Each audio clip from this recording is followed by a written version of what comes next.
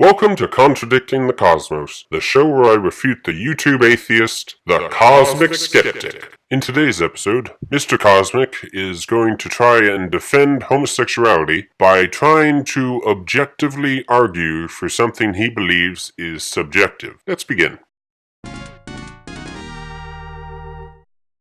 I'm proposing a simple criteria by which you can judge whether or not an action falls within this moral sphere and can be judged in a moral context. If something doesn't fall within this category, then we can't view it in terms of morality and we can't judge people for it.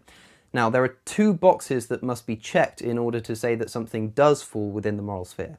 The first of these is that there must be a conscious agent committing the action, and the second is that the action must have some effect on human well-being. Okay, I can agree with the unconscious conscious part. However, the human well-being part is a bit arbitrary, because we all know morality is more than just for humans. For instance, dogfights are considered immoral. It is the human who is labeled responsible for the immoral act of the dogfight, not the dog, but the dogfight does not have a negative influence on human well-being. So according to the moral framework Mr. Cosmic is trying to set up, dogfights are perfectly moral. Now, as a quick aside, as I'll need to mention this briefly, I've said before that I disagree with Sam Harris about morality.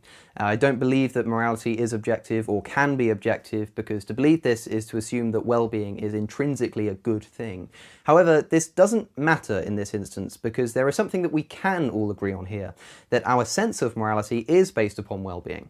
The only difference is that I think this is a subjective assumption we make because of our evolutionary tendencies, whereas Dr. Harris thinks that morality is by definition based on well-being. I've discussed this at length before with Rationality Rules, a link is in the description. Still, we can see that whether we believe in God or not, and whether we believe morality is objective or not, we can all agree that morality is based upon the well-being of living creatures.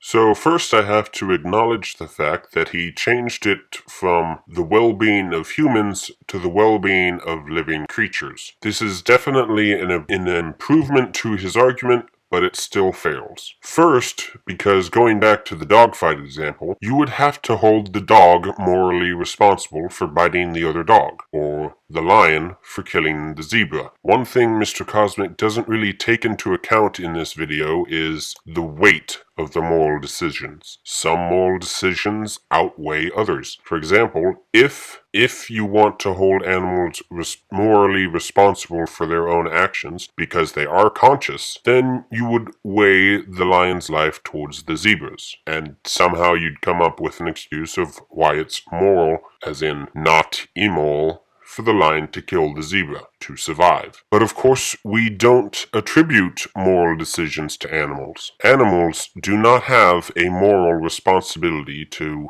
anyone or anything. That is something we only attribute to humans. Which brings me to my next example. If you were to steal a pack of cigarettes from somebody in order to keep them from getting cancer, would you call that immoral or a good thing? There is no question that that person is better off not smoking the cigarettes, but that doesn't make stealing the pack of cigarettes a good thing. Now, if you had some reason to believe that that particular pack of cigarettes was going to kill him more directly than just giving him cancer, then you would be justified in taking it. And it's this sort of nuance that makes the moral argument very difficult. But if you want to argue morality in any sense, you would have to admit morality is objective. If I were to try and debate somebody on whether chocolate is a better flavor of ice cream than vanilla, do you think in my argument I would say things like, well, it just tastes better to me, I like it, I've always liked it? No, of course not. That is not how I would argue. Some of those words might come out, but the argument, if it was made, would attempt to be objective, maybe by appealing to statistics about what's bought more in the stores or something. You cannot claim that a personal preference is either good or bad, unless you believe it's something more than just a personal preference. Let's take the classic example of a baby torturer. Some guy comes up to you on the street and says it should be legal for me to torture babies. Are you gonna try and argue that it it should be illegal because you prefer it that way? No, of course not. You're going to take an objective stance, because morality is objective. And lastly, Mr. Cosmic tries to say that our sense of morality is based on well-being, even if morality itself isn't. This just seems like splitting hairs. If your sense of morality is not the foundation of morality, then your sense of morality is based on the foundation of morality. And if the foundation of morality is subjective, then so is your sense of morality. So no, morality, whether it be actual morality or just our sense of morality, is not based on the well-being of creatures. An act must be conscious, not by chance, not by accident, and must affect well-being, be it a positive or a negative effect, to be considered either moral or immoral.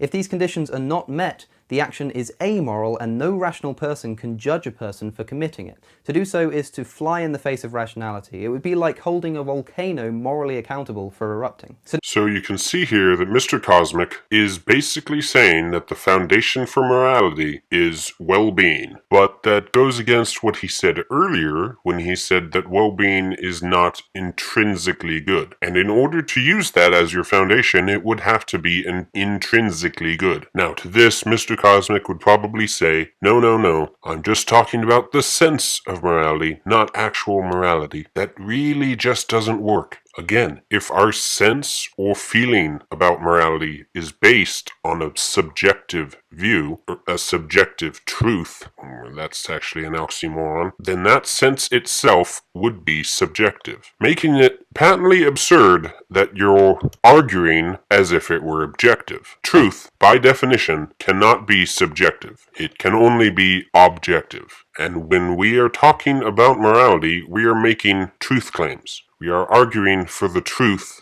of morality. Mr. Cosmic is trying to have his cake and eat it too. Now we can apply all of this to homosexuality. Firstly, does homosexuality affect well-being?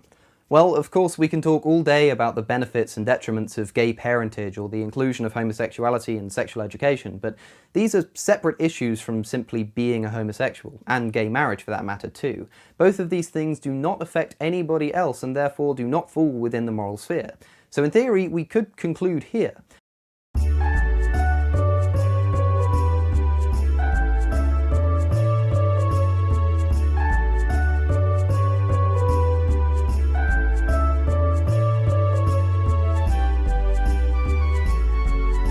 But for the benefit of those still unconvinced, let's check homosexuality against our other moral criteria. So, secondly, is homosexuality a conscious choice? Now, there is a debate about this. It's a fatuous debate, however, and we can largely dismiss it. The problem with the debate is that it's usually framed in the following way. Either homosexuality is natural and determined by birth, or it's instilled in a person by their environment and upbringing. But think about it for a moment and you'll realize that even if being gay is determined by upbringing and environmental factors, it's still not a choice. Did you choose your music taste?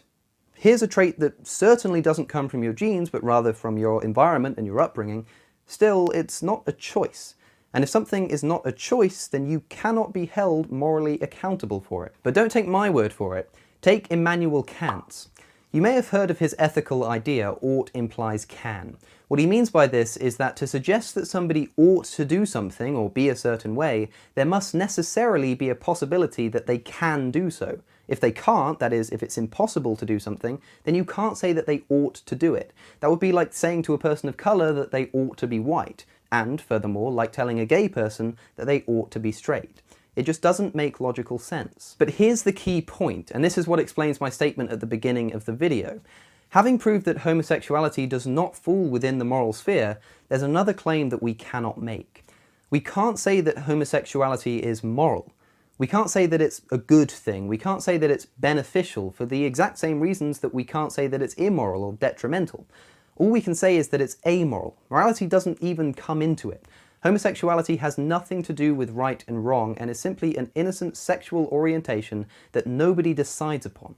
As soon as you start trying to make a link between homosexuality and morality, you've already lost the debate. If morality was subjective, then yes, homosexuality would not not be a moral issue, one way or the other. However, I have to point out the serious flaw Mr. Cosmic just made in his own argument. Even if what he said about morality, his moral sphere, was true, you would think he would have argued that homosexuality is not moral because it doesn't affect well-being. But he didn't make that argument. Instead, he went with it being a conscious decision or not, which brings up two flaws. First, it wouldn't be the feelings of homosexuality that are immoral. It would be the choice to act on those feelings. And if Mr. Cosmic grants free will, which he won't, but that's another video, then he would have to grant that it is a moral decision. I mean, it is a conscious decision. But the second problem is that since he didn't argue about the well-being, if you're only arguing from whether it's conscious or unconscious, then a pedophile could just make the same argument. Pedophile could just say